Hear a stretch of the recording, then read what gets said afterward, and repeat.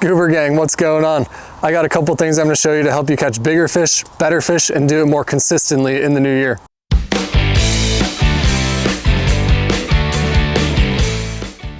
Ask anybody who catches a lot of big fish, they're going to tell you the most important thing is time on the water.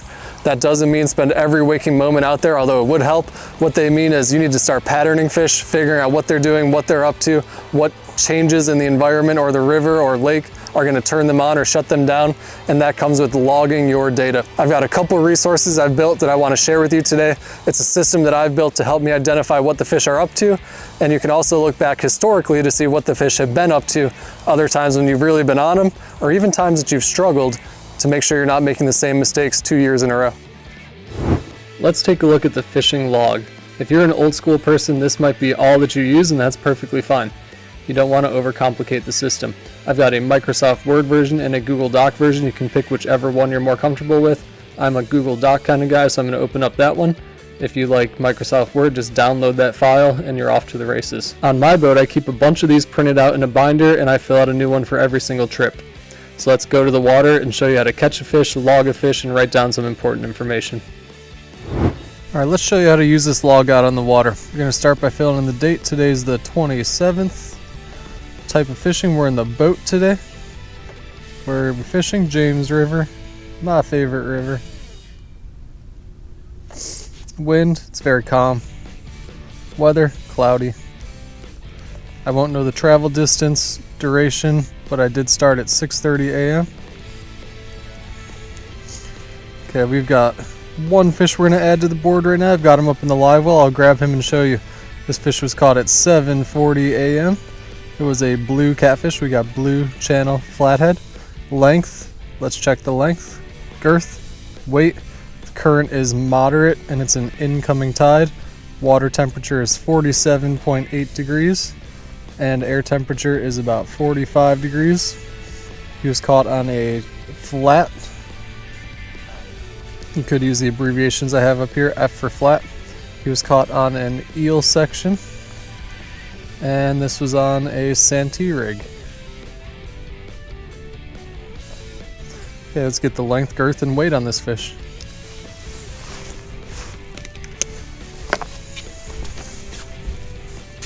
Alright, here's our buddy right here. He's a good looking fish. Grab him out of the live well, throw him on the measuring board. 29.5 inches. Alright, we'll get the girth on him. Alright, when you're taking the girth of a fish, you want to use a flexible tape measure, like a fabric tape measure. You're going to wrap it around the fattest part of the fish. All the way under the belly, make sure you've got no twists or turns in that tape. Okay, and this guy looks like he's right about 18 inches around. Let's go ahead and update our log. We got a length of 29.5 inches and a girth of 18 inches. We can use the formula to calculate the weight. I'm not going to pull out the scale for this little guy. So if you don't know what I mean by the formula, I mean length times girth times girth.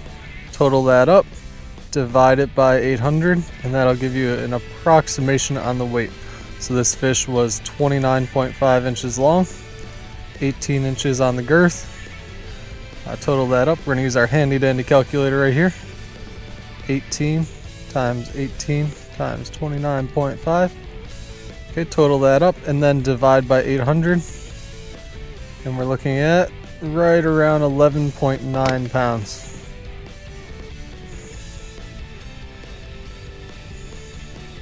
So we can enter that in our log.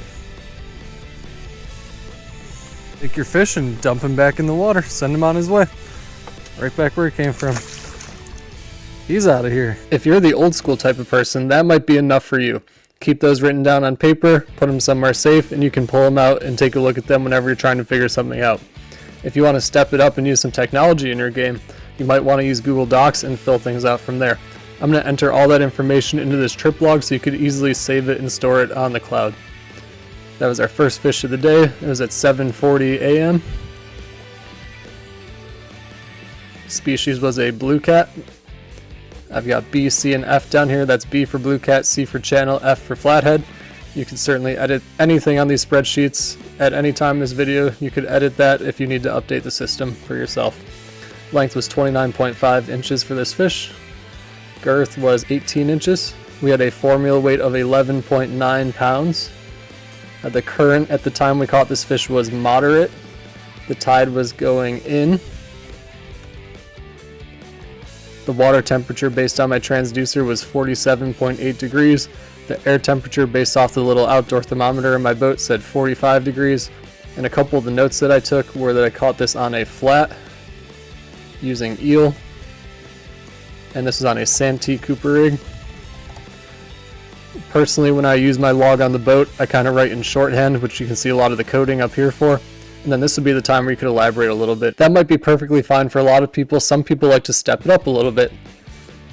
If you're a moderately tech-savvy type of person, you could start with the fishing logs, record all your information on there while you're out on the water, whether it's the Google Doc or the Microsoft Word version, and then enter them on a spreadsheet when you get home. Let's take a look at these spreadsheets. I've got one through Microsoft Excel and another through Google Sheets, so whichever one you're more comfortable with. Again, I'm going to go with Google Sheets. I like the Google stuff. The first page that you see right here is an auto-calculating kind of overview of your year and how things are going. Number of fish you caught, number of citations. That's our fish over, our blue cats over 38 inches or 30 pounds in Virginia. If you want to change that to number of trophy fish or whatever, be my guest. It's your copy. You can do whatever you want with it. It'll keep track of the average length, average girth, average formula weight, so the calculated weight, versus the weight from a scale. Then on the next layer, you'll have your total length of fish caught throughout the year, your total formula weight, and your total weight based on the scale. And your total weight based on the scale. All you need to do is take a look down here, click on the 2022 tab, and start entering your information from the trip log. I caught this fish on 12/27/2021, so obviously you'd be doing this sometime in January, hopefully. The time was 7:40, next category AM. Species was a blue cat. Citation, you'll see why 1 and 0 are important here, but this was not a citation, so I'm going to enter 0. If it were a citation, I would enter 1 and then it'll auto-calculate for me. The length of the fish was 29.5 inches. You don't need to type your units, just keep the data in there, the raw data. 18 inches for the girth. Based on those numbers, the calculated weight would be 11.94 pounds. For the sake of this video, we'll just pretend you weighed 11.9 pounds on a scale, and we'll kind of carry things out from there. The current when I caught this fish was M for moderate. The tide was incoming, so I'll do a little arrow showing in. The water temperature off of my transducer was 47.8 degrees. The air temperature was 45 degrees. This was caught on a flat using eel for bait on a Santee Cooper rig. Weather was cloudy.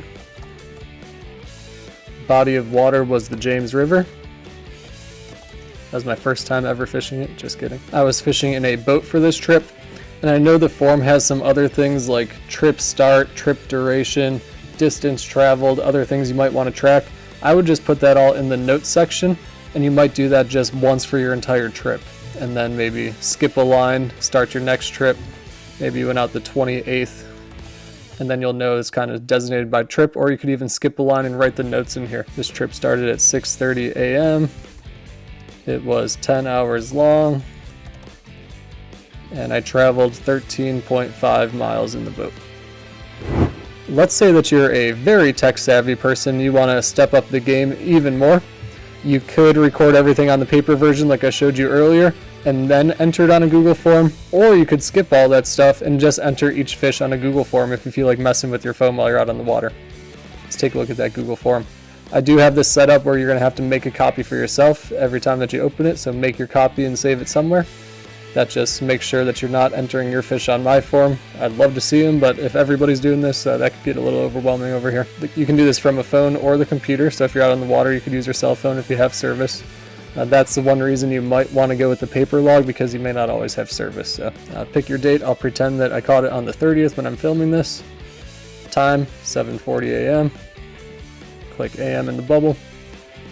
This was a blue catfish. Citation, this is where the whole 0 and 1 thing comes from. Oops, typo there. I'll have that fixed when you go to download it. This was not a citation. We'll click 0. Length was 29.5 inches.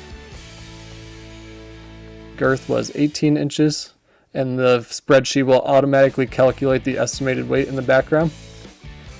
The weight of this fish, remember, it'll calculate on its own. The scale weight would be 11.9, we'll pretend.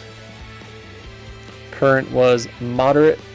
Tide was incoming. Water temperature based off your transducer was 47.8 surface temperature. Air temperature was 45 degrees. Any other notes you want to put in there, trip start, trip duration, maybe just do that once on your first fish or something. You obviously wouldn't know the distance traveled or duration until the end, so maybe enter the form with just that information at the end or record it in the spreadsheet later. You'll be able to come up with some kind of system for that. I'll just put the normal stuff in here: flat, eel, Santee Cooper rig, and then maybe I'll put 6:30 a.m. start. Duration was 10-hour trip. Distance traveled was 13.5 miles. Good to go. Weather was cloudy. If you want to add more options in there, just edit the form. If you're a person that knows how to use these, you probably know how to edit it. If not, just go to the edit button. You can retype any of these questions that you want to. It'll also change it on the spreadsheet in the background. Body of water was the James River. If you want to be more specific and put a location in there, you could. I was fishing in a boat. If you want more options in there, just edit it and then submit. Okay, you could submit another response from your phone or computer whenever you want to, and then the magic happens over here in the editing tab. If you look at your responses, you'll have some data you can look at. You'll see when you're catching most fish: slack tide, weak tide, moderate, strong, incoming, outgoing tide, whatever it might be. It'll show you the number and what percentage of your total catches that is. All that good stuff will be shown in here. All the different water temperatures you're catching fish at. You might want to just use integer numbers here, like 48, 49, 47, whatever it may be, because the more specific you get with the decimals, the less likely you'll be able to see a trend, because the number of times you catch a fish when it's exactly 47.8 is not going to be as often as the number of times you catch a fish when it's 47 or 48 degrees. So rounding there is probably a good idea. Air temperature, same idea. All your notes on the fish. And then when you want to go back and look at the spreadsheet, you just click on this little button here. Create yourself a spreadsheet.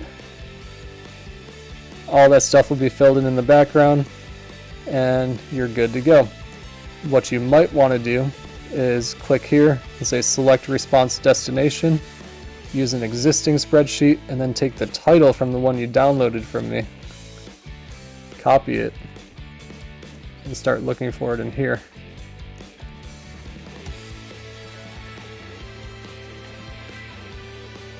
So that way it logs it into there, and then everything will automatically update.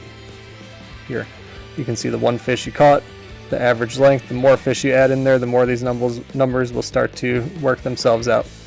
Hopefully that's really helpful. Write me a comment down below if you need any help with anything, and I hope this helps you catch more fish and bigger fish throughout the year. Just because this video is over doesn't mean the fun has to stop here. Check out these videos down below. Catch you some more goobers while you wait for our next video to drop. Later.